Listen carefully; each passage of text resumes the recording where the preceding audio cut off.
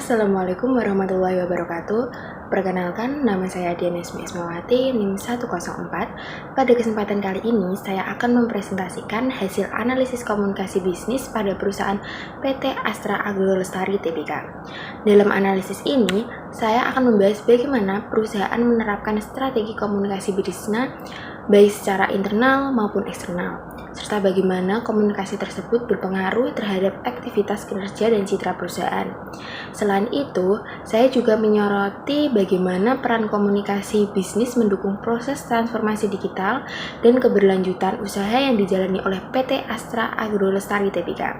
Melalui presentasi ini, saya berharap dapat memberikan pemahaman mengenai pentingnya komunikasi bisnis yang efektif dalam membangun hubungan yang baik dengan karyawan, pelanggan, dan seluruh pemangku kepentingan perusahaan. Mengenai informasi perusahaan, di mana nama perusahaannya yaitu PT Astra Agro Lestari Tbk, di mana tanggal pendiriannya yaitu 3 Oktober 1988, berdomisili di Jakarta, alamat kantor yaitu Jalan Pulau Gayam Raya, Blok 1, Kawasan Industri Pulau Gadung, Jakarta. Kegiatan usaha bergerak di bidang perkebunan dan agroindustri, khususnya kelapa sawit, meliputi pengolahan kebun, pengolahan hasil, dan perdagangan produk turunannya.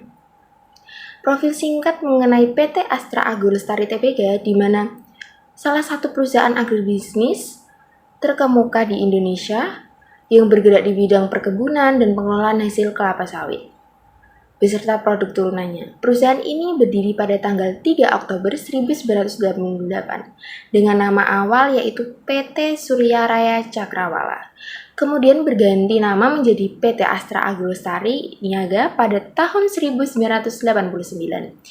Dan akhirnya pada tahun 1997 resmi menjadi PT Astra Agro Lestari Tbk. Pada tahun yang sama, perusahaan mencatat sahamnya di Bursa Efek Indonesia dengan kode AALI dan menjadi bagian dari kelompok usaha PT Astra Agro Lestari Tbk yang memiliki kepemilikan saham mayoritas sebesar 79,68%. Sedangkan 20,32% sisanya dimiliki oleh publik. Berkantor pusat di Jalan Bulayung Raya Blok 1 di Jakarta, Astra Agro Lestari memiliki jaringan operasional yang luas dengan total area perkebunan mencapai 284,831 hektar. Area tersebut terdiri dari 212,602 hektar kebun inti dan 72,229 hektar kebun plasma yang tersebar di berbagai wilayah di Sumatera, Kalimantan, dan Sulawesi. Melalui lebih dari 3 dekade pengalaman, perusahaan tersebut berkembang menjadi salah satu produsen minyak kelapa sawit CPO terbesar di Indonesia dengan rantai pasok yang terintegrasi dari hulu hingga hilir.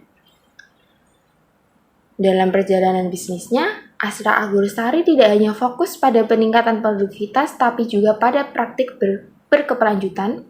Melalui program Astra Agro Sustainable Expansion 2030, perusahaan berkomitmen untuk mengelola perkebunan secara ramah lingkungan, menurunkan emisi gas ramah kaca, serta memberdayakan masyarakat sekitar melalui program kementerian dengan petani plasma. Sejak tahun 2018, Astra Agro Lestari juga telah menjalankan transformasi digital melalui penerapan PIMS yang bermanfaat teknologi International of Dates dan kecerdasan buatan AI yang meningkatkan efisien operasional dan pengembalian keputusan.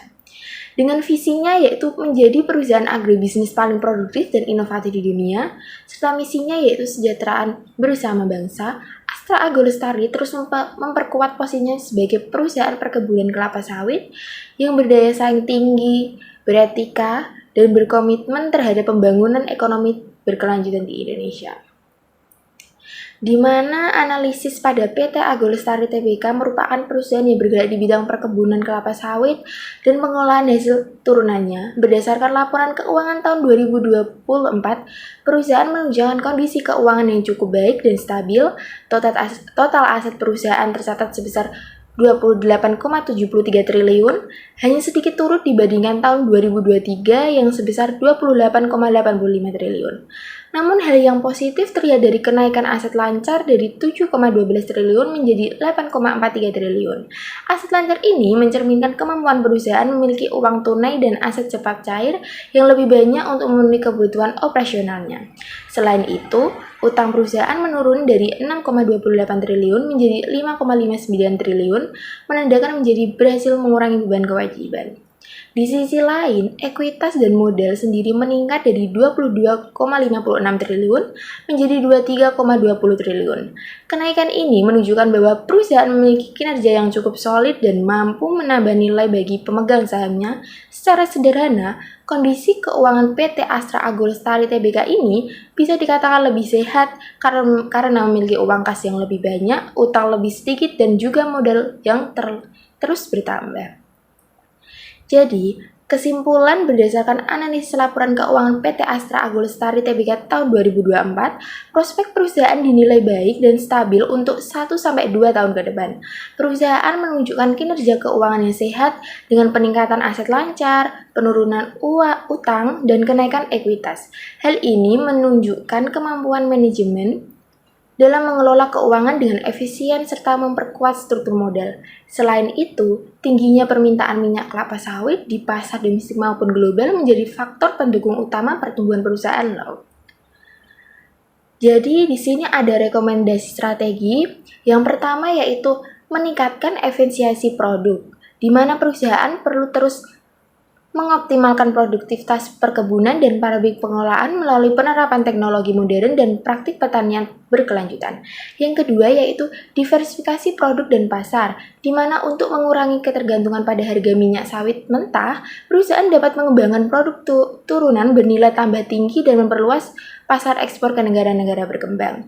Yang ketiga yaitu penguatan manajemen keuangan, di mana dengan penurunan utang sudah baik, perusahaan sebaiknya mempertahankan kebijakan pengelolaan kas yang hati-hati agar tetap liquid dalam menghadapi fluktuasi harga komoditas. Yang keempat yaitu peningkatan aspek keberlanjutan, di mana meningkatkan komitmen terhadap prinsip ESG, environmental, sosial, dan governance akan memperkuat reputasi dan menarik minat investasi global. Dan yang terakhir yaitu yang nomor 5, pemanfaatan energi terbarukan, mengembangkan penggunaan limbah kelapa sawit sebagai sumber energi biofuel dalam menjadi peluang baru yang mendukung pendapatan dan efisiensi negara. Sekian dari presentasi saya, semoga dapat bermanfaat dan dapat dipahami ke depannya. Assalamualaikum.